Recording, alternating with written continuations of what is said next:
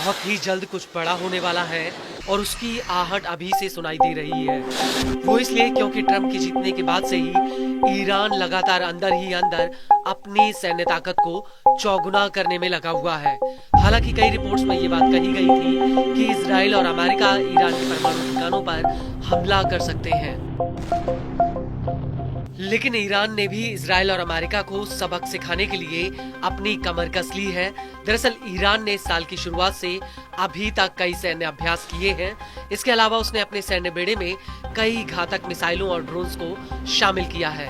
Iran का संदेश साफ है कि अगर किसी ने उसे छेड़ने की कोशिश की तो वो उसका वो हाल करेगा जो इतिहास में दर्ज होगा।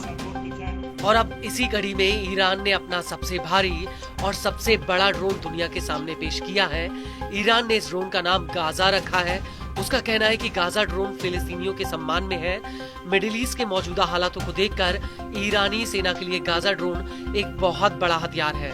इस ड्रोन को लेकर ईरानी सेना की एरोस्पेस फोर्स के कमांडर आमिर अली हाजीजादे का कहना है कि इस ड्रोन में फिलहाल 8 बम फिट किए जा सकते हैं, लेकिन मिशन को पूरा करने के लिए ये 13 बमों को ले जा सकता है। حوزه امنیت سازی یعنی ایجاد امنیت پایدار کشور خیلی مفیده. یعنی در مراقبت از مرزها احیانا اگر تروریستی باشه، قاچاقی باشه، تو هم مسائل مختلف این ماموریت پذیره. بله موثر. लेकिन बड़ा सवाल ये है कि इजराइल और अमेरिका के हवाई हमलों के आगे ईरान का गाजा ड्रोन कितना ताकतवर है। तो आपको बता दें कि गाजा ड्रोन के पंख 22 मीटर लंबे हैं। यह 3100 किलो का वजन ले जा सकता है। यह ड्रोन 35 घंटों तक हवा में उड़ान भर सकता है। गाजा ड्रोन 350 किलोग्राम प्रति घंटा की रफ्तार से उड़ान भरता है। ईरान का नया ड्रोन 500 किलोग्राम तक विस्फोटक ले जा सकता है। ये 13 बमों को ले जाने में सक्षम है। इसकी मारक रेंज 1000 किलोमीटर है और इसकी ऑपरेशनल रेडियस 4000 किलोमीटर तक है।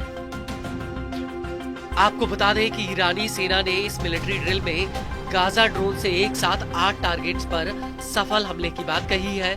लेकिन इस सब के बीच आपको ये भी बता दें कि गाजा ड्रोन इकलौता ऐसा हथियार नहीं है जिसे ईरान ने अपने बेड़े में शामिल किया हो, बल्कि अब पुतिन ने अपने सुखोई 35 लड़ाकू जेट्स ईरान की सुरक्षा के लिए भेज दिए हैं। और ये पहली बार है जब ईरान ने रूस से सुखोई 35 जेट्स खरीदने की बात भी कबूल की है।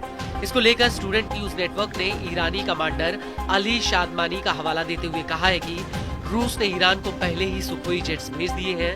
हालांकि पुतिन ने ईरान को कितने जेट्स दिए हैं इस बात की कोई जानकारी सामने नहीं आई है। वहीं इजराइल का जिक्र करते हुए ईरानी कमांडर शादमानी का कहना है कि अगर दुश्मन मूर्खतापूर्ण कार्य करता है तो उसे हमारी मिसाइलों से नुकसान पहुंचाने का कड़वा स्वाद चखना पड़ेगा और कब्जे वाले क्षेत्र में उसका कोई भी हित सुरक्षित नहीं रहेगा। लेकिन बड़ा सवाल ये है कि क्या रूस का सुखोई 35 अमेरिका और इजराइल के जेट्स के आगे टिक पाएगा। तो आपको बता दें कि सुखोई 35 रूस का बेहद ही ताकतवर और एडवांस जेट है। इसको लेकर रूस की तास न्यूज एजेंसी का कहना है कि Sukhoi 35 multi role fighter jet है। इसमें एक पायलट के बैठने की जगह होती है। इसका लेटेस्ट वर्जन 20,000 मीटर यानी 65,600 फीट की ऊंचाई पर उड़ान भर सकता है। इसकी अधिकतम स्पीड 2500 किलोमीटर प्रति घंटा है। इस सब के बीच बड़ी बात यह है कि नवंबर 2023 में ईरान ने रूस के साथ इन जेट्स को खरीदने की एक डील की थी। हालांकि उस वक्त भी ये बात साफ नहीं हुई थी कि आखिर ईरान कितने जेट्स खरीद रहा है। और इसके बाद नवंबर 2024 में ईरान और रूस ने एक व्यापक रणनीतिक साझेदारी की डील की थी। हालांकि इस समझौते में हथियार खरीद का कोई जिक्र नहीं था, लेकिन उस वक्त दोनों देशों ने ये जरूर कहा था कि वो सैन्य तकनीक सहयोग करेंगे।